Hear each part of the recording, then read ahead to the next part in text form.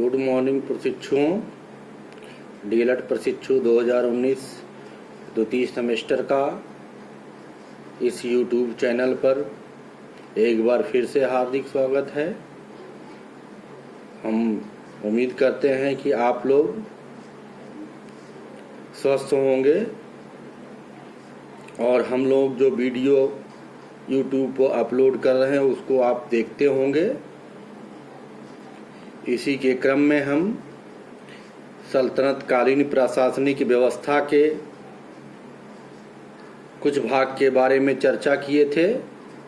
इसके अगले भाग के बारे में हम चर्चा करेंगे। दीवान ए आरिज। आरिज ए मुबालिक सैन्य विभाग का प्रमुख अधिकारी होता था। इसका महत्वपूर्ण कार्य सैनिकों की भर्ती करना, सैनिकों एवं घोड़ों का हुलिया रखना, रसद की व्यवस्था करना, सेना का निरीक्षण करना एवं सेना की साज सज्जा की व्यवस्था करना होता था। आरिज ए मुबालिक के विभाग को दीवान ए अर्ज कहा जाता था। इन विभाग की स्थापना बलबन ने की थी। वकील ए सुल्तान नासिरुद्दीन महमूद तुगलक वंश का अंतिम शासक था। इसके द्वारा स्थापित इस मंत्री का कार्य शासन व्यवस्था एवं सैनिक व्यवस्था की देखभाल करना होता था। यह विभाग कुछ दिन बाद अस्तित्वहीन हो गया। दीवान ए इंसा। यह विभाग दबीरे मुबालिक के अंतर्गत था। शाही पत्र व्यवहार के कार्य का भार इस विभाग द्वारा होता था। यह सुल्तान की घोषणाओं एवं पत्रों का मसविदा तैयार करता था। दबीर व लेखक इसके सहयोगी होते थे। फिरोज तुगलक के समय में इसका स्तर मंत्री का नहीं रह गया।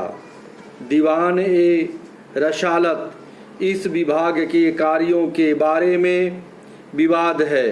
कुछ इतिहासकारों के अनुसार यह विभाग विदेशों से पत्र व्यवहार तथा विदेशों को भेजे जाने वाले एवं विदेश से आने वाले राजदूतों की देखभाल करना था। कुछ इतिहासकार के अनुसार यह धर्म विभाग से संबंधित था। उपयुक्त मंत्रियों के अतिरिक्त भी कुछ मंत्री होते थे। वे निम्नलिखित है। नाइब ए मुमलिकत। इस पद की स्थापना इल्तुतमिश के पुत्र बहराम शाह के समय में उसके सरदारों द्वारा की गई। इस पद का महत्व अयोग्य सुल्तानों के समय में अधिक रहा। ऐसी स्थिति में यह पद सुल्तान के बाद माना जाता था। नाइब के पद का सर्वाधिक प्रयोग बलबन ने किया। सद्र उस सुदूर। यह धर्म विभाग एवं दान विभाग का प्रमुख होता था।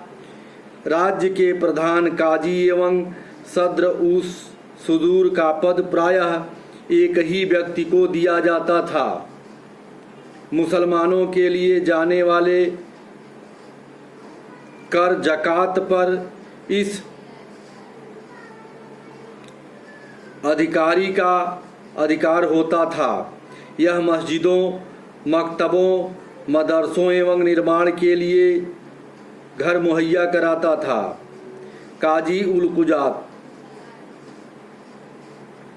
सुल्तान के बाद न्याय का सर्वोच्च अधिकारी काजी उल कुजात होता था। प्रायः मुकदमे इसी के न्यायालय में शुरू किए जाते थे।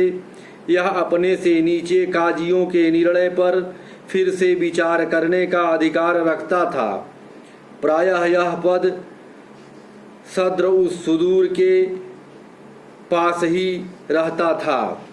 दीवान ए वरीद ए मुबालिक गुप्तचर विभाग का प्रधान अधिकारी होता था। इसके अधीन गुप्तचर विभाग, संदेश सुवाहक एवं डाक चौकियां होती थी। राज दरबार से संबंधित पद निम्नलिखित हैं। वकील ए दर, यह पद अत्यंत महत्वपूर्ण होता था। यह शाही महल एवं सुल्तान की व्यक्तिगत सेवाओं की देखभाल करता था। बारबक, यह दरबार की शान शौकत एवं रत्नों की देखभाल करता था। अमीर ए हाजिब, यह सुल्तान से मिलने वालों की जांच पड़ताल करता था। अमीर ए शिकार, यह सुल्तान के शिकार की व्यवस्था किया करता था।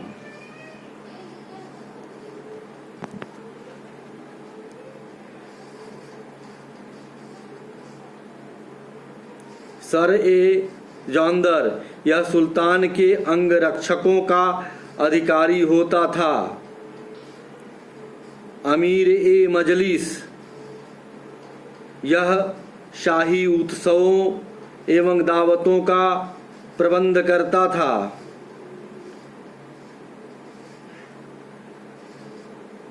अमीर ए आखूर, यह अश्वशाला का अध्यक्ष होता था। सहना ए पौल, हस्तशिला अध्यक्ष। दीवान ए इस्तिहाक, यह पेंशन विभाग का प्रमुख होता था, जो पेंशन की देखभाल करना, जारी करना आदि इसके अंतर्गत आते थे। दीवान ए खैरात एक ऐसा विभाग था जो गरीबों को दान प्रदान किया करता था। इस विभाग को दीवान ए खैरात विभाग या दान विभाग कहते हैं।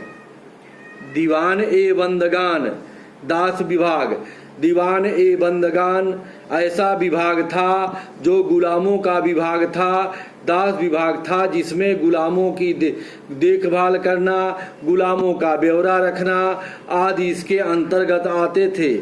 दीवान ए इस्तिहाक, दीवान ए खैरात तथा दीवान ए बंदगान, ये तीनों विभाग फिरोज शाह तुगलक द्वारा स्थापित किए गए थे। इस तरह से तमाम विभाग सल्तनतकालीन प्रशासनिक व्यवस्था में तमाम दीवान ए को अमीर को ही आदि दीवान ए वजीर, दीवान ए शिकार, अमीर ए मजलिस तमाम विभाग थे जिसके प्रमुख थे। यह विभाग द्वारा विभिन्न काम उससे संबंधित काम किया जाता था। जैसे गरीबों के लिए दान विभाग, दीवान ए बंदगान दास विभाग, दीवान ए खैरात दान विभाग, दीवान ए इस्तिहाक पेंशन विभाग। इस तरह से विभिन्न विभागों के माध्यम से सल्तनतकालीन प्रशासनिक व्यवस्था का संचालन सुचारू रूप से किया जाता था। इसी के साथ आज का यही बिंदु समाप्त होता है। धन्यवाद। अगले के लिए हम अगले दिन लेके आएंगे इसी के बचे हुए भाग का। धन्यवाद।